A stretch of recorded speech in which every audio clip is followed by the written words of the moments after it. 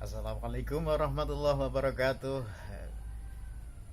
Salam jumpa dengan Eyang Sabar. Pagi hari ini alhamdulillah suasana cerah dan memasuki hampir sepertiga Ramadan ini kita sudah menemukan beberapa pelajaran dan terutama Eyang pada kesempatan ini ingin menyampaikan pesan saling mengingatkan kepada terutama adik-adik kemarin yang dengan semangat mengaji di trotoar itu memberikan inspirasi kepada Eyang bahwa dimanapun kita memang harus membaca Al-Quran terutama dan ayat-ayat suci, ayat Allah yang sudah kita pelajari. Mungkin adik-adik yang rame-rame kemarin di trotoar Malioboro itu luar biasa semangatnya dan Eyang senang sekali dan itu menginspirasi sehingga Eyang pun akhirnya tertarik mengapa harus membaca Quran secara keseluruhan, tetapi waktunya ini sudah tidak memungkinkan bagi Eyang untuk mendalami 30 juz. Tetapi yang kemudian teringat adalah tradisi kebiasaan bacaan tahlilan, ya. Bacaan tahlilan. Kalau tahlil itu sendiri hanya la ilaha illallah, ya kan. Tapi kalau tahlilan itu adalah serangkaian ayat-ayat Al-Quran yang dibaca secara bersama-sama. Itu tahlilan. Dan yang ingin sampaikan kepada adik-adik itu adalah dalam tahlil itu rangkaiannya adalah jelas itu surat Fatihah. Surat Fatihah adalah awal dari Al-Quran. Kemudian ada surat Al-Ikhlas, An-Nas, ya, Qul a'udzu birabbin Al-Falaq, Qul a'udzu birabbil falaq, kemudian An-Nas, Qul a'udzu birabbin nas. Ya, artinya adalah itu sebuah rangkaian bacaan Quran yang dari awal sampai akhir Al-Quran itu dibaca dalam rangkaian tahlil, ya kan. Nah, jadi kalau rangkaian baca Quran seperti itu kok kalian sering mendengar itu dibidngah-bidngahkan karena nggak ada tuntunannya dari Nabi, ya coba dikoreksi apa yang salah dari orang membaca Quran, ya kan.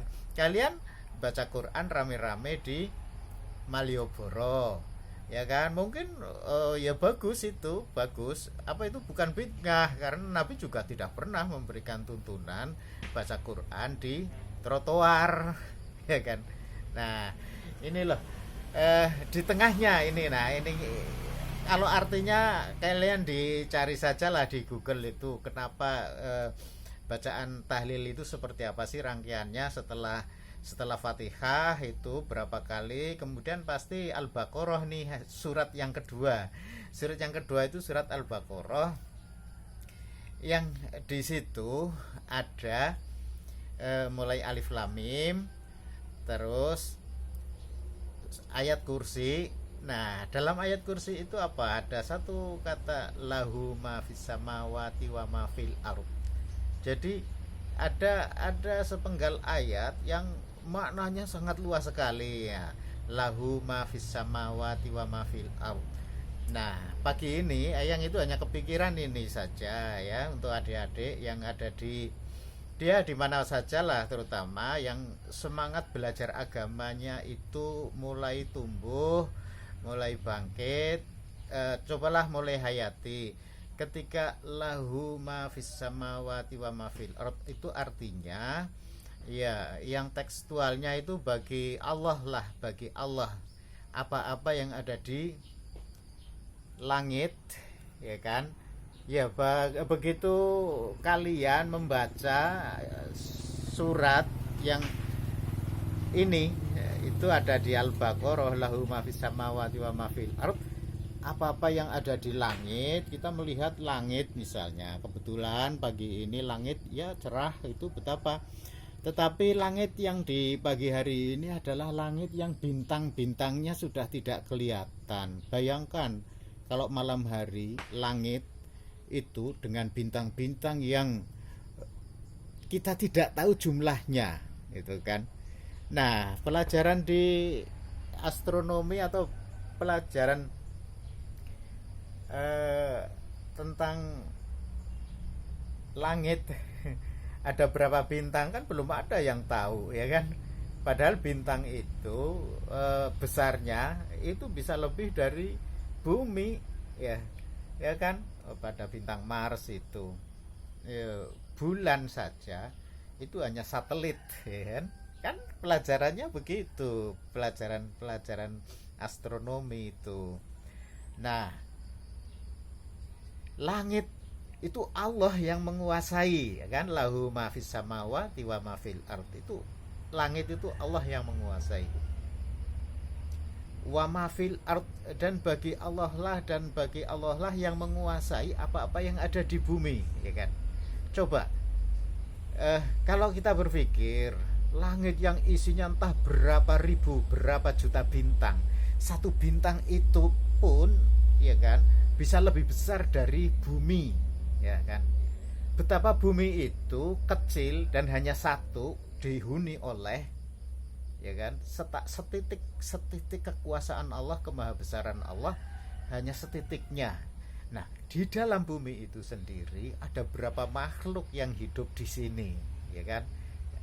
Begitu kita baca lahu ma fis samawati wa ma fil ard, dan di bumi, ya, yang jadi berpikir betapa kecilnya kita, ya kan, betapa kecilnya kita atas kuasa Allah. Sehingga ketika kalian mungkin sering diajak demo dengan teriak-teriak Allahu Akbar, ya kan, Allahu Akbar, Allah Maha Besar, tapi seberapa kalian menghayati kebesaran Allah itu ketika kalian merasa orang lain itu kecil, ya kan? Ketika Allahu Akbar hanya disemangati untuk melawan pemimpin yang zalim, ya kan? Seakan-akan itu dengan Allahu Akbar, pemimpin zalim itu, dengan kekuatan kalian yang merasa sudah besar karena berlindung kepada Allah yang Maha Besar, orang lain yang tidak sepaham itu dianggap lebih kecil. Ini kan teriakan Allahu Akbar yang bisa disalahartikan seperti itu.